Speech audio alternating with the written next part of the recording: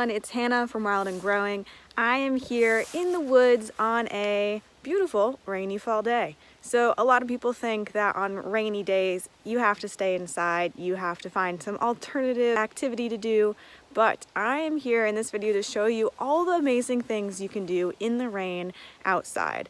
So a lot of times many different organisms come out only in this type of weather, and I'm going to show you those organisms and some things you can do outside in the rain.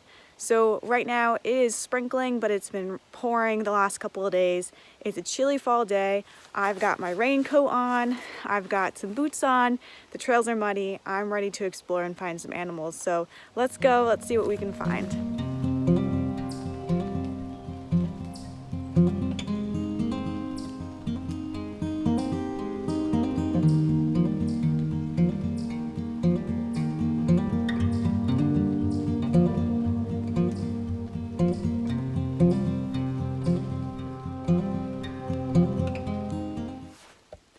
So right off the bat, I've noticed that there are a ton of new fungus popping out of the ground, popping out of trees, and that's because a lot of mushrooms thrive on moist, wet conditions. So just on my walk, I'm finding a lot of different mushrooms, a lot of different fungus, and it's really awesome, especially this one right here.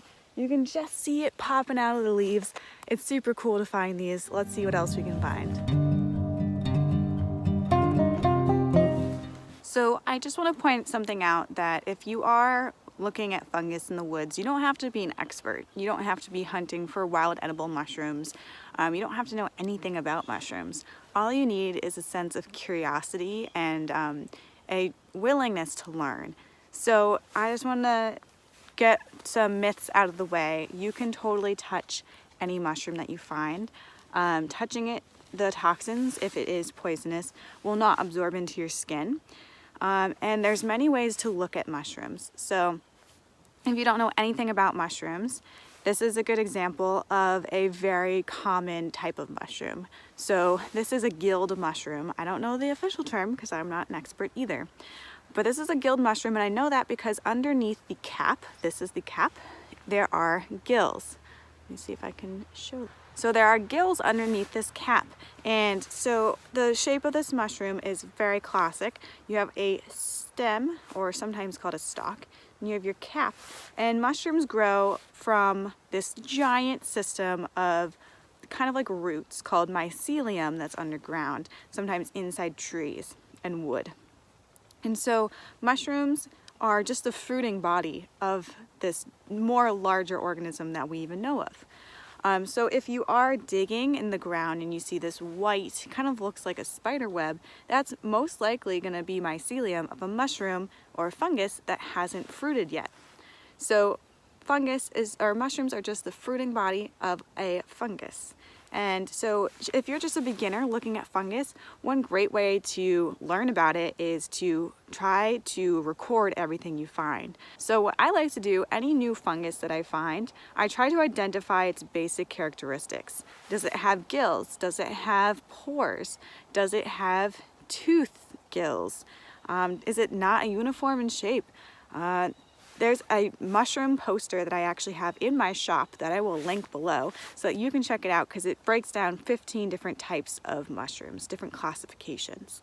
That's a great thing to look at if you're just a beginner.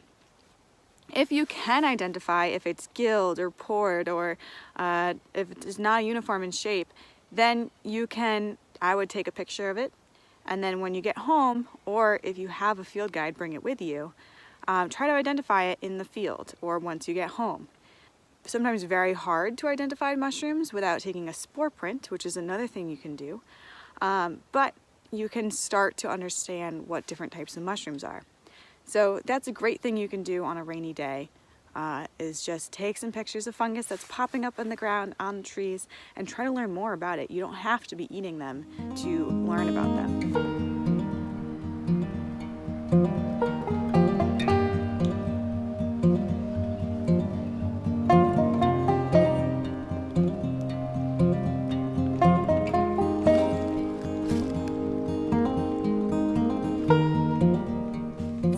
Another great thing you can do is just simply sit, listen to the sounds around you, When it's raining out, the rain falling on the leaves and sticks and acorns falling off the trees because of the rain, it creates this beautiful symphony all around you. And there's different animals running around, different birds. So just simply sitting, kind of like a meditation, just counting all the different sounds you can hear is a super relaxing thing you can do on a rainy day.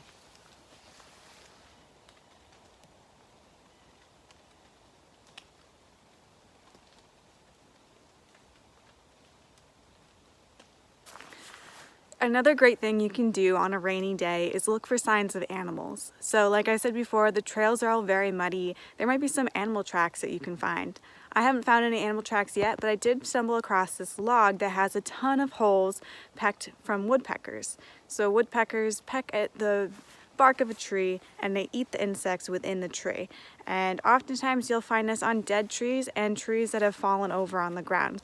Another great thing you can do is flip logs and rocks and look for amphibians like salamanders. So I found this really rotted log and I'm gonna see what's underneath it. So whenever you pull up a log or a rock, you wanna make sure you're pulling it towards you, up towards you, so that in case there's bees or something underneath it, it will go that way and not towards you. So if you were lifting it this way, you're trapping whatever it is against you. If you're lifting it towards you, you have a barrier like a shield. So let's see what's underneath this one. Oh, can't quite get it.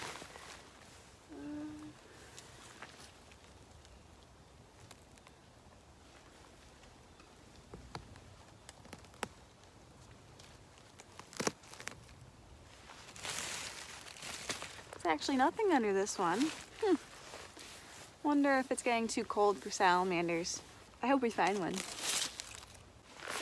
Okay, so I just tried another log and I didn't find any salamanders, but I did find one of my favorite organisms, a slug. So I believe this is a leopard slug, but it's a little more orange than I'm used to seeing. I'm going to show you what it looks like now without disturbing it.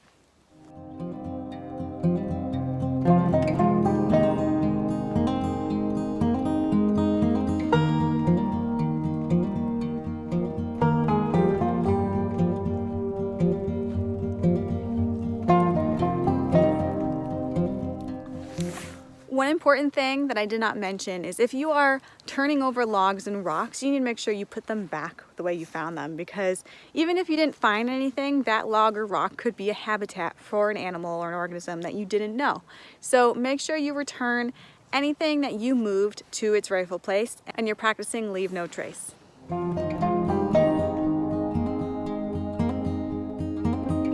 So unfortunately today I have not found any amphibians, salamanders, toads, frogs, and I think it is because it's too cold right now. So they're all burying themselves under logs, rocks, leaves to stay warm. But if you are in a warmer area and it's rainy out, I encourage you to go look for them. So that, like I said, they like to be under logs, rocks, leaves. It's the safest place for them and they are camouflaged there away from predators.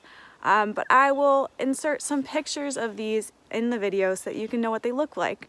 Salamanders are amazing creatures. If you're gonna pick one up or touch it in general, you need to make sure your hands are dirty. So rub your hands in the dirt and make sure they're nice and dirty, because we have oils on our skin that actually clogs their pores and makes them unable to breathe, and sometimes it leaches chemicals and can hurt them or kill them even. So if you are picking up a salamander, a frog, a toad, you need to make sure you have dirty hands. Like I'm talking, rub your hands in the dirt. Even better, scoop up some leaves so that they are not touching your skin.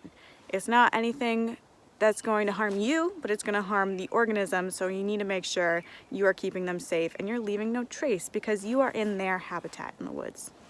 So I have a blog post that I wrote a while ago about how there's no such thing as bad weather. So if you want to learn more about activities you can do in the rain, in the snow, I encourage you to check out that blog post. I will link it in the description below, because there's some great stuff and it goes into more detail about how to safely pick up salamanders and amphibians, what else you can do in the rain. I just took this opportunity to go out into the forest in a beautiful, deceivingly beautiful fall day.